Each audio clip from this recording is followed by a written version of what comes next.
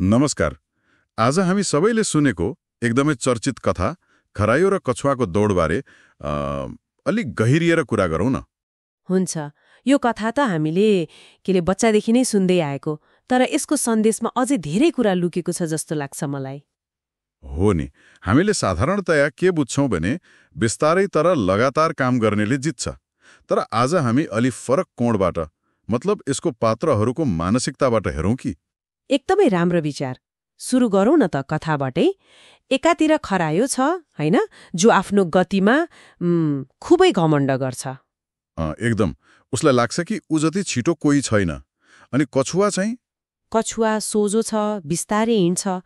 खरायोले सधैँ उसलाई उसको ढिलोपनको लागि जिस्काउँछ। अनि एक दिन कछुवाले दिक्क भएर चुनौती नै दिन्छ दौडको लागि। हो, अनि खरायो त हाँस्छ। उसलाई लाग्छ कछुवाले जित्ने त कल्पनै गर्न सकिन्न। तर कछुवा अडिन्छ आफ्नो कुरामा। दौड सुरु हुन्छ। खरायो त अब बिजुलीको गतिमा दौडिन्छ नि है। हो त, कछुवालाई त धेरै पछाडि छोडिदिइहाल्छ। अनि अलि पर पुगेपछि पछाडि हेर्छ, कछुवा कतै देख्दैन।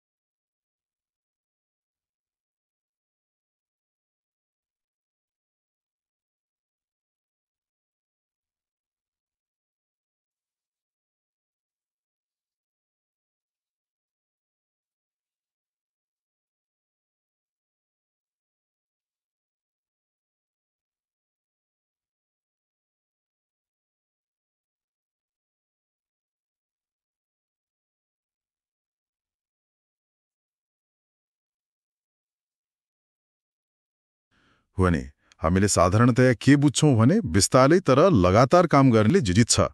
तर आज हामी अलि फरक कोणबाट, मतलब यसको पात्रहरूको मानसिकताबाट हेरौँ कि। एकदमै राम्रो विचार। सुरु गरौँ न त कथाबाटै। एकातिर खरायो छ, होइन, जो आफ्नो गतिमा खुबै घमण्ड गर्छ। एकदम। उसलाई लाग्छ कि ऊ जति छिटो कोही छैन। अनि कछुवा चाहिँ? कछुवा सोझो छ, बिस्तारै हिँड्छ। खरायोले सधैँ उसलाई उसको ढिलोपनको लागि झिस्काउँछ। अनि एक दिन कछुवाले दिक्क भएर चुनौती नै दिन्छ दौडको लागि। हो, अनि खरायो त हाँस्छ। उसलाई लाग्छ कछुवाले जित्ने त कल्पनै गर्न सकिन्न। तर कछुवा अडिन्छ आफ्नो कुरामा। दौड सुरु हुन्छ। खरायो त अब बिजुलीको गतिमा दौडिन्छ नि है। हो त, कछुवालाई त धेरै पछाडि छोडिदिइहाल्छ। अनि अलि पर पुगेपछि पछाडि हेर्छ, कछुवा कतै देख्दैन। अनि उसलाई के लाग्छ भने अब त जितिहालिन्छ, किन यति हतार गर्नु, बरु आराम गर्छु। त्यही गल्ती गर्यो, रुखमुनि सुस्ताउन बस्छ अनि निदाइदिन्छ। हो, यता कछुवा चाहिँ ऊ आफ्नो गतिमा बिस्तारै तर निरन्तर हिँडिरहन्छ, एकछिन पनि आराम गर्दैन। उसले त्यो सुतिरहेको खरायोलाई पार पनि गर्छ। अनि जब खरायो बिउधिन्छ, ओहो, कछुवा त अन्तिम रेखा नजिक पुगिसकेको हुन्छ। ठ्याक्कै। खरायो दौडिन्छ, तर अब त ढिलो भइसक्यो। अनि कछुवाले दौड जित्छ। अचम्म। हो, अचम्म लाग्छ। तर यसको पछाडि कारण छ। खरायो आफ्नो त्यही घमण्ड र लापरवाहीले हार्छ। त्यसो भए मूल शिक्षा त त्यही भयो, बिस्तारै तर निरन्तर काम गर्नेले जित्छ। तर तपाईले अघि मानसिकताको कुरा गर्नुभएको थियो नि। त्यो महत्त्वपूर्ण छ। हेर्नुस्, खरायोको मानसिकता कस्तो छ भने ऊ आफ्नो प्राकृतिक प्रतिभा, मतलब गतिमा नै पूर्ण निर्भर छ।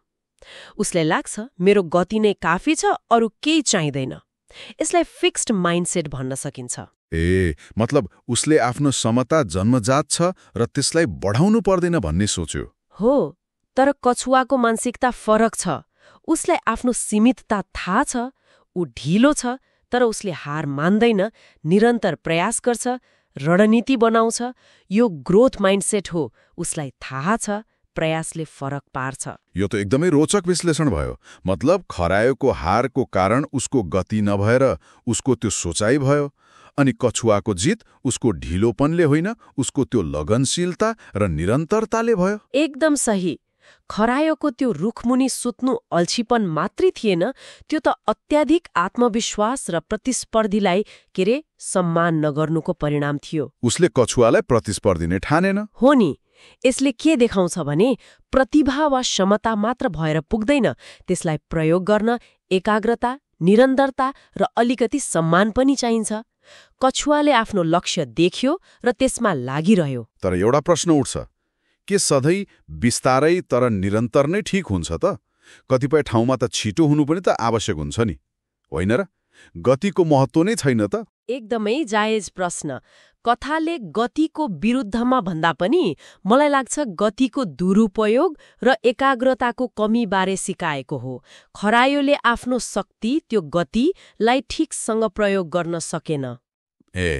मतलब गति हुनु नराम्रो होइन, तर त्यसलाई कसरी प्रयोग गरिन्छ भन्ने कुरा महत्त्वपूर्ण भयो। हो, कछुवाको जित निरन्तरताले मात्रै पनि होइन, उसको रणनीति पनि थियो।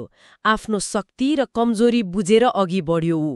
मतलब सही रणनीति सहितको निरन्तर प्रयास नै महत्त्वपूर्ण हो। गति त सहायक हुन सक्छ।